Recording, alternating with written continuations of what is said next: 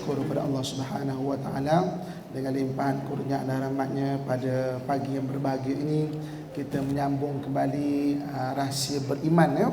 Dan pada hari ini kita akan bincang ayat yang ke-11 ya. Ayat yang ke-11 dulu Ayat yang ke-11. Hukum penulisan hutang.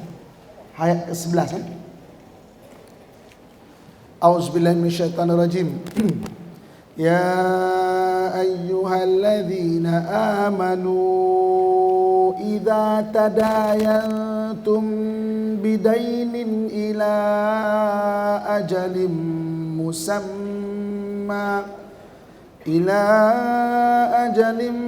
musamma faktubuh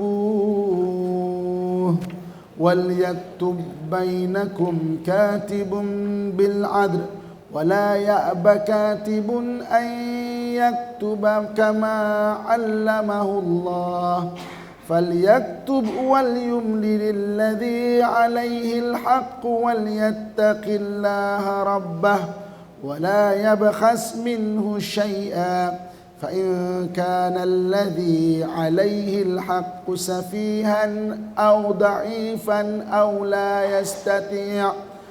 لا يستطيع أن يمل هو فليملل وليه بالعدل واستشهدوا شهيدين من رجالكم فإن لم يكونا رجلين فرجل وامرأتان ممن ترضون من الشهداء أن تضل إحداهما فتذكر إحداهما الأخرى ولا يأبى الشهداء إذا ما دعوا ولا تسأموا أن تكتبوه صغيرا أو كبيرا إلى أجله ذلكم أقسط عند الله وأقوم للشهادة وأدنى ألا ترتابوا إلا أن تكون تجارة حاضرة تديرونها بينكم فليس عليكم جناح ألا تكتبوها وأشهدوا إذا تبايعتم ولا يضار كاتب ولا شهيد وإن تفعلوا فإنه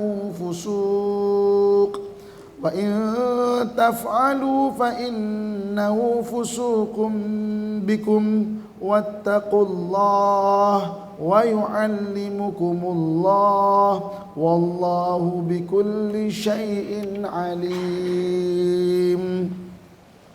Maksudnya, wahai orang-orang yang beriman, apabila kamu menjalankan sesuatu urusan dengan hutang piutang yang diberi tempoh hingga ke suatu masa yang tertentu, maka hendaklah kamu menulis hutang dan masa bayarannya itu. Dan hendaklah seorang penulis di antara kamu menulisnya dengan adil lagi benar. Dan janganlah seorang penulis enggan menulis sebagaimana yang Allah telah mengajarkannya. Oleh itu hendaklah ia menulis, dan hendaklah orang yang berhutang itu merencanakan isi hutang itu dengan jelas, dan hendaklah dia bertakwa kepada Allah Tuhannya, dan janganlah ia mengurangkan sesuatu pun dari hutang itu. Kemudian jika orang yang berhutang itu bodoh atau lemah, atau ia sendiri tidak dapat merencanakan isi itu, maka hendaklah direncanakan oleh walinya dengan adil benar. Dan hendaklah kamu mengadakan 2 orang saksi lelaki dari kalangan kamu. Kalau kamu tidak ada saksi 2 orang lelaki, maka bolehlah seorang lelaki dan 2 orang perempuan dari orang-orang yang kamu setujui menjadi saksi, supaya jika yang seorang lupa dari saksi-saksi perempuan yang berdua itu, maka dapat diingatkan yang seorang lagi. Dan janganlah saksi-saksi itu enggan apabila mereka dipanggil menjadi saksi. Dan janganlah kamu jemu menulis perkara hutang yang bertempoh masanya itu, sama ada kecil ataupun besar jumlahnya. Yang demikian itu lebih adil di sisi Allah dan lebih membetulkan, menguatkan keterangan saksi, dan juga lebih hampir kepada tidak menimbulkan keraguan kamu, kecuali perkara itu mengenai perniagaan tunai yang kamu edarkan sesama kamu sendiri. Maka tiadalah salah jika kamu menulisnya, dan adakanlah saksi apabila kamu berjual beli, dan janganlah mana-mana juru tulis dan saksi itu disusahkan. Dan kalau kamu melakukan apa yang dilarang itu, maka sesungguhnya yang demikian itu adalah perbuatan fasik derhaka yang ada pada kamu. Oleh itu hendaklah kamu bertakwa kepada Allah, dan ingatlah Allah dengan keterangan itu akan mengajar kamu, dan Allah sentiasa mengetahui akan tiap-tiap sesuatu. Surah Al-Baqarah ayat 282. Ini rasa beriman ayat yang ke-11. Dalam ayat ini ada 15 perkara. Salin kan.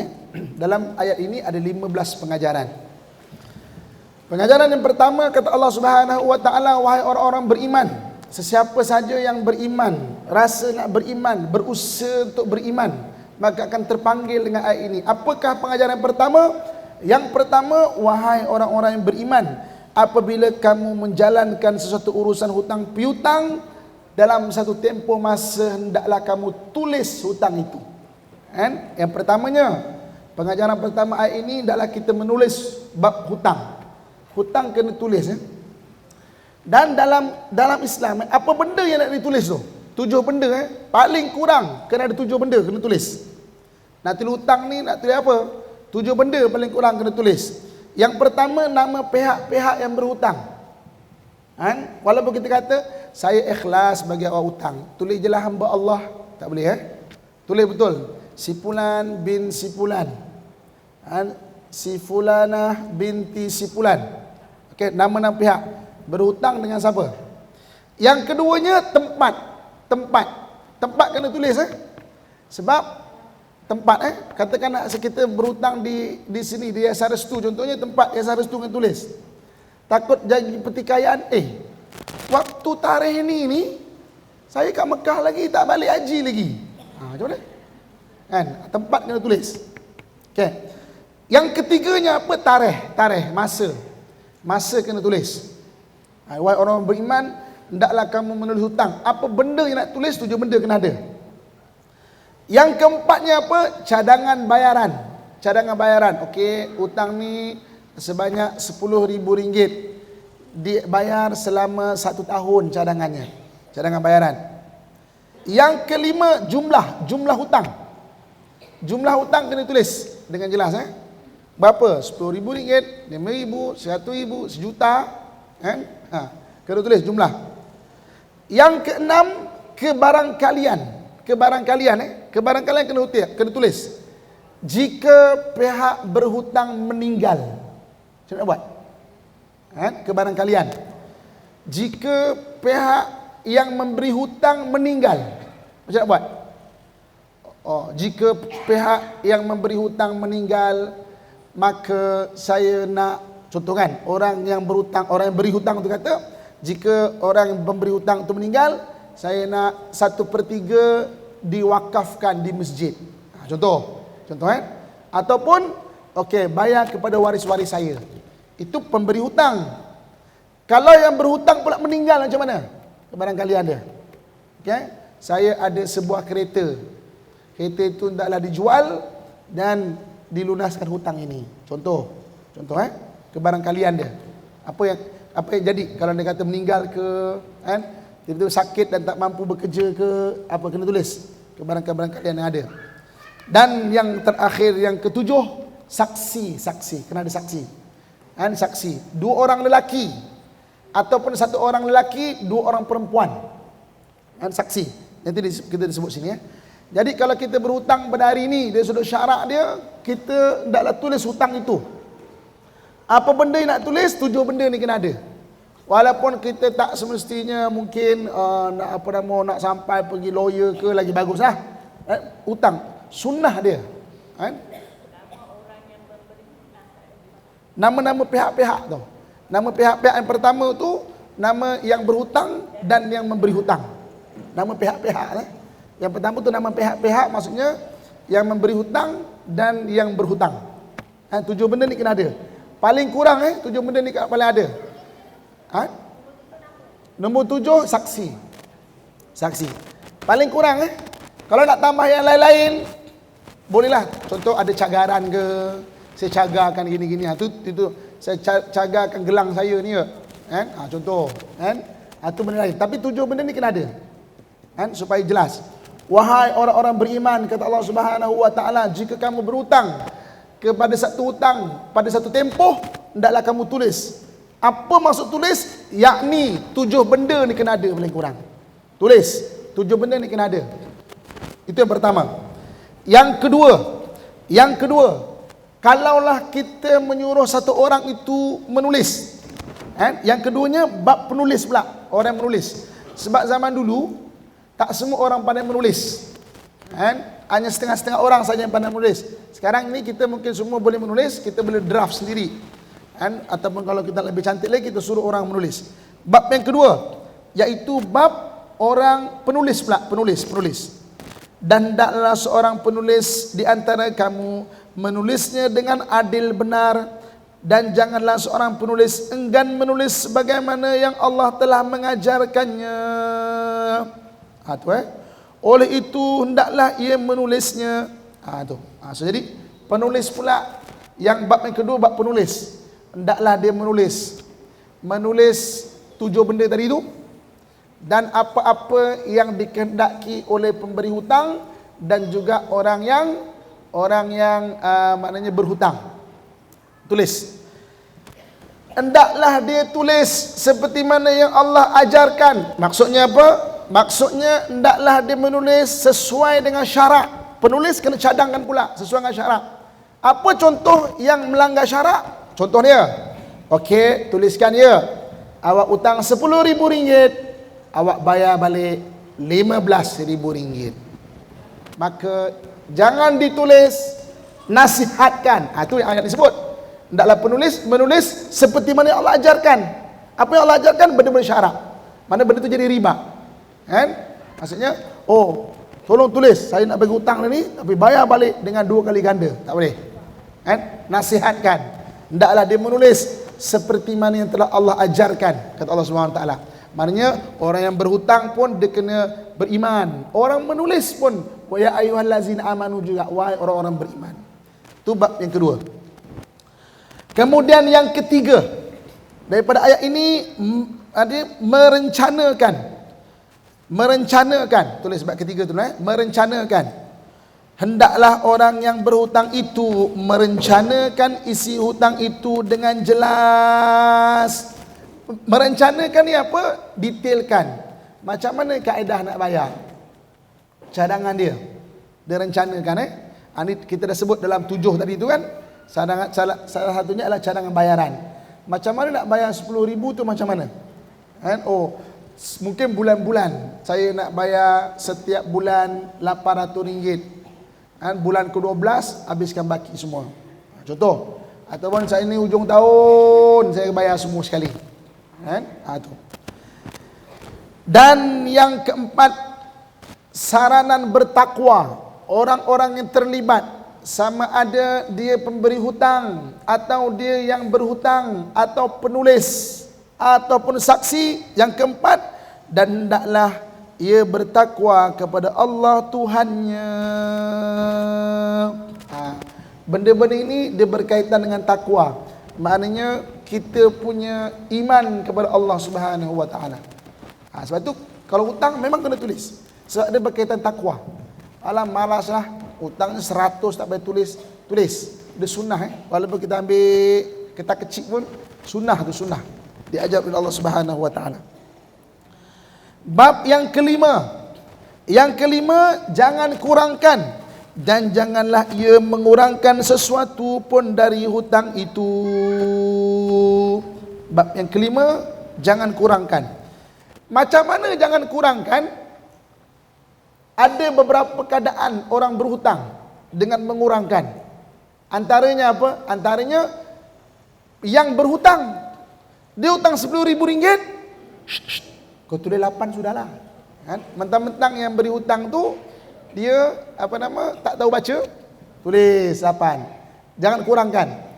Ataupun pemberi hutang, saya bagi awak RM10,000, awak hutang saya RM10,000, saya bagi 8 je sebenarnya.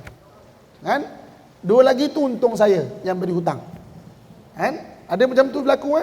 Maknanya yang bagi itu pula tulis RM10,000, tapi sebenarnya saya bagi awak 8 je. Kan? Maknanya sama ada yang berhutang ataupun pemberi hutang. Jangan kurangkan. Dua benda tu berlaku. Dan sebenarnya kalau kita tengok kan, yang alung-alung yang banyak kat luar tu, kaedah dia bagi hutang memang macam tu lah. Kan? Dia pemberi hutang, dia ambil untung dia siap-siap.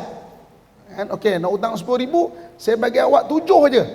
Tapi tulis tu RM10,000, tulis. Itu Quran kata jangan. Ini Quran sebut jangan kurangkan hutang itu. Kemudian bab ke-6, orang-orang yang bawah umur. Orang-orang yang bawah umur, bagaimana keadaan dia? Kemudian jika orang yang berhutang itu bodoh atau lemah, atau ia sendiri tidak dapat merencanakan isi itu, maka hendaklah direncanakan oleh walinya dengan adil dan benar. Anak-anak bawah umur tak boleh berfikir. Kan? Kalau berhutang, wali kena ada. Kan? Ini contoh apa? Katakan sekarang anak-anak kita belajar. Kan? Belajar kan ada buat pinjaman hutang.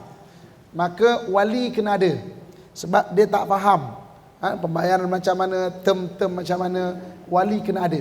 Kan? Kita sebagai wali kena ada di situ. Kan? Orang yang bodoh ni ataupun orang tak boleh fikir lah. Orang tak boleh fikir ataupun orang tak mampu lagi untuk menilai benda-benda itu, maka peranan wali pula. Satu pihak-pihak lain pula. Mana wakil ayah dia ke, penjaga dia ke, sebagai yang melihat apa keadaan hutang itu. Bab ketujuh, bab saksi. Bab ketujuh bab saksi. Dan hendaklah kamu mengadakan 2 orang saksi lelaki dari kalangan kamu. Kemudian kalau tidak ada saksi 2 orang lelaki, maka bolehlah seorang lelaki dan 2 orang perempuan dari orang-orang yang kamu setujui menjadi saksi. Ni. Jadi macam mana keadaan saksi itu? Saksi itu mestilah 2 orang lelaki, ataupun tak boleh ada 2 orang lelaki, 1 orang lelaki, 2 orang perempuan. Itu sunnah dia. Habis nak bagi 10 orang macam mana, boleh tak? Boleh. Kan? Lagi banyak lagi bagus. Jangan kurang daripada itu. Kan? Ini sunnah dia. Sunnah dia. Ambillah saksi sebagai saksi. Bab ke-8. Kenapa diadakan saksi itu? Allah Subhanahu Wa Taala sebut yang ke-8 saksi itu diadakan supaya jika yang seorang lupa dari saksi-saksi perempuan yang berdua itu, maka dapat diingatkan oleh yang seorang lagi. Itu yang ke-8. Maknanya takut terlupa kepada hutang-hutang itu. Kan? Kita ni, manusia ni lupa kerana 2 sebab. Dalam Quran Allah sebut yang pertama, ada manusia lupa memang sebab faktor umur. Faktor umur manusia memang lupa. Maklumlah kan, dah berumur kan, cermin mata letak kat atas ni. Mana je mata aku ni setengah jam mencarinya. Cucu kita tengok, Tok Wan cari apa Tok Wan? Kulu kilih. Ni Tok Wan dia cari mata tu ada kat atas kepala tu. Oh ya ke? Oh tinggal kan. Faktor umur. Yang kedua, memang kadang-kadang lupa ini dilupakan oleh syaitan. Ini Quran sebut surah Kahfi, wa ma ansani illa syaitan. Kadang-kadang syaitan tu boleh jadikan seorang tu lupa. Sebab tu saksi tu perlu 2 orang. Sebab takut faktor umur dilupa atau dilupakan oleh syaitan. Kan? Macam tu juga hutang, pemberi hutang atau orang yang berhutang. Ni. Kemudian bab ke-9, tanggungjawab saksi. Bab ke-9, tanggungjawab saksi. Dan janganlah saksi-saksi itu enggan apabila mereka dipanggil menjadi saksi. Dia jadi saksi. Kalau berlaku pertikaian dipanggil, tak nak pula jadi saksi. Tak boleh saksi, maka hendaklah dia datang kalau dipanggil untuk menjadi saksi. Kemudian bab yang ke-10, jangan jemu. Tuliskan bab dia. Jangan jemu. Apa kata Allah Subhanahu wa taala? Dan janganlah kamu jemu menulis perkara hutang yang bertempoh masanya itu, sama ada kecil atau besar jumlahnya. Jadi kita ni sunnah tulis hutang tu. Kecil ke besar ke hutang kita, sunnah menulis dia. Jangan jemu. Ibu-ibu, akak-akak sekalian, kalau hari ni kita pernah berhutang tak tulis kan? Balik nanti beli buku 35 kan? Tulis dulu. Kalau walaupun mungkin tak dapat penuhkan mengikut syarat, tak ada saksi ke apa semua, tulis cukup, tulis. Sama ada orang berhutang kepada kita atau kita berhutang kepada orang lain. Sebab itu sunnah. Sebab Allah sebut bab yang ke-10, jangan jemu. Tulis hutang jangan jemu. Kan? Itu sunnah. Bab ke-11.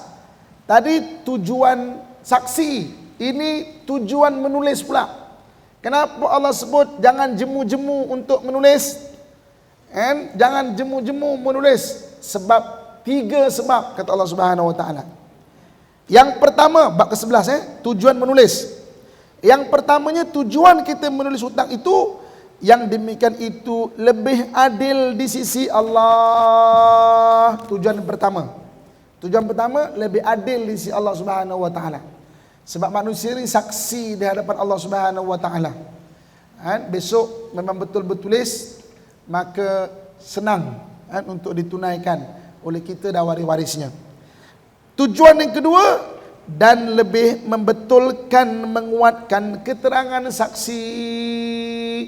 Tulis tu untuk bantu saksi, bukan sekadar mulut aja.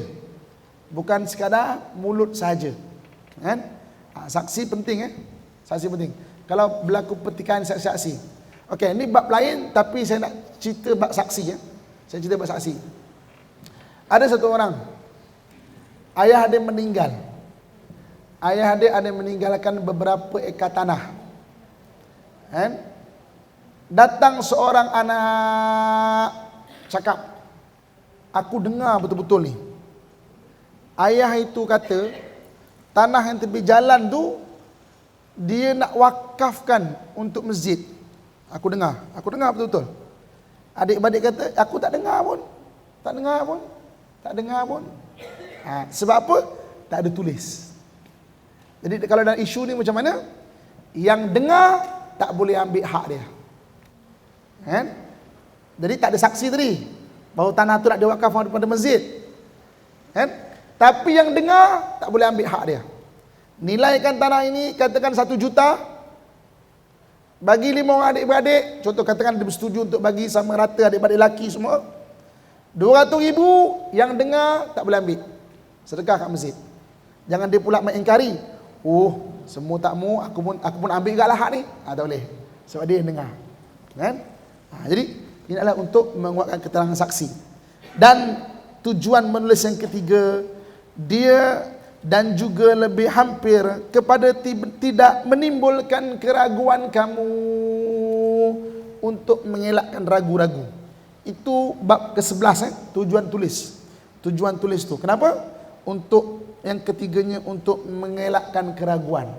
Wahai orang-orang beriman, kata Allah Subhanahu wa taala, tulis, detail Allah ajar ni. Bab ke-12.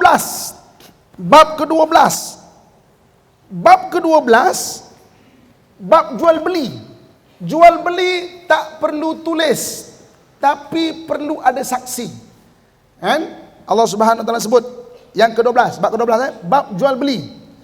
kecuali perkara itu mengenai perniagaan tunai yang kamu edarkan sesama sendiri, maka tidaklah salah jika kamu tidak menulisnya, perniagaan tunai.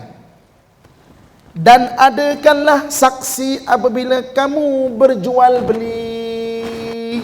Dalam bab jual beli, pengecualian dia tulis tak perlu, yang tunai, bukan yang hutang. Kan jual beli ada yang hutang juga. Ada jual beli hutang Saya beli sebuah rumah dengan akad hutang. Maknanya kena tulis dan kena ada saksi. Saya beli rumah ini tunai.